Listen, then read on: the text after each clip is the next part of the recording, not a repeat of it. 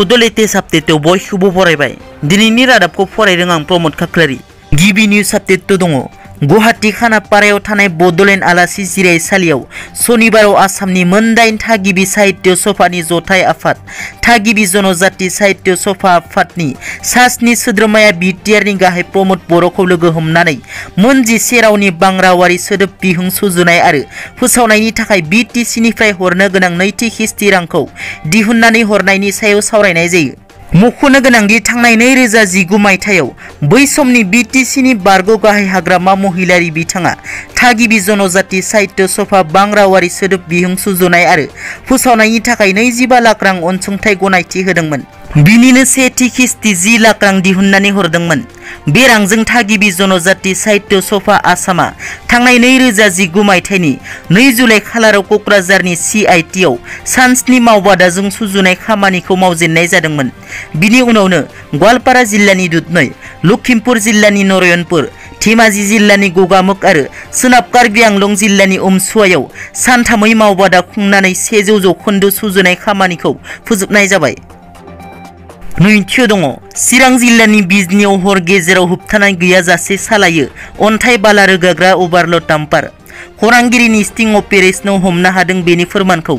AS18A C2166 नाम्बारनि बे डाम्पारा अभारल'ड बाला रोगादों। डाम्पारनि बिगुमानि मुंखौ इन्द्र मण्डल होनना मिथिहोदों। कर'ना भाइरासनि थासारिखौ नोजोर बोनानै आसाम सरकारा COVID-19 नि नेमखान्थि फोसावना फालिनो बिथोन होनाय जादों। नाथाय चिरां जिल्लानि बिजनी सहराव COVID नि नेमखान्थि कार्फिउनि समखौ नेवसिनानै हरनि समाव अन्थाइ बाला रोगाग्रा डाम्पार सालायबाय थायो। मख'नो गोनांदि बिफानारिफोराबो नुनानैबो नुयै बायदि खालामनाय नुनो मोन्दों। थामथियाव दङ। धरम नरेन दासआ बुंदों BTR आव होनाय प्रि ट्रेनिं एबा पेरामिलिटारियाव साख्रि थिसनथाया बर' लाइमोनफोरनि थाखायल' नङा। बाक्सा जिल्लानि तामुलपुर महकुमानि सिङाव थानाय कुमारिकाटायाव SSP नि प्रि ट्रेनिं होनाय हाबाफारि। बाक्सा कुमारिकाटायाव रङियानि SSP 24 नं बेटेलियननि गाहाय मावखुलिजों सामलायजानाय बर' लाइमोनफोरखौ पेरामिलिटारि सोसननांगौनि थाखाय कुमारिकाटायाव नैथि प्रि ट्रेनिं खुंफुंनायनि बादा बेखेवो। सप्तासेनि थाखाय लानाय हाबाफारिखौ बेखेवजेनो SSP नि 24 नं बेटेलियननि DIG जगदीप सिंह बिथाङा। मख'नो गोनांदि नाग्रिजुलि बियाबनि BJP दोलोनिफ्राय देरहालांनो हानाय BTC नि EM धरम नरेन दासआ फोरमायोदि BTR आव होनाय प्रि ट्रेनिं एबा पेरामिलिटारियाव साख्रि थिसनथाया बर' लाइमोनफोरनि थाखायल' नङा होनना फोरमायो। बे हाबाफारियाव 24 नं SSP बेटेलियननि deputy commandant Pankaj Sharma, BTC नि मावफुं सोद्रोमा नरेन दास, MCLA बिजित गोरा नार्जारी, 24 नं SSP नि रौनिया हानजाजों लोगोसे गोबां सोलोंथाइ लाग्राफोरा बाहागो लायो।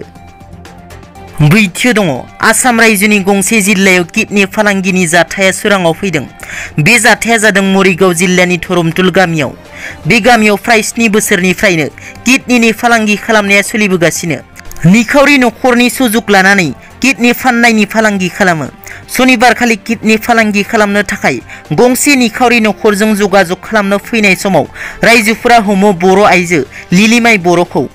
बे आइजोखौ हमनानै पुलिसनि आखायाव गथायना होयो। दिनैनि रादाबा एसेनोसै। नोंथांमोना जुदि आंनि चेनेलखौ दासिमबो साबस्क्राइब खालामाखै, अन्नानै साबस्क्राइब खालाम। गोजोन्थों।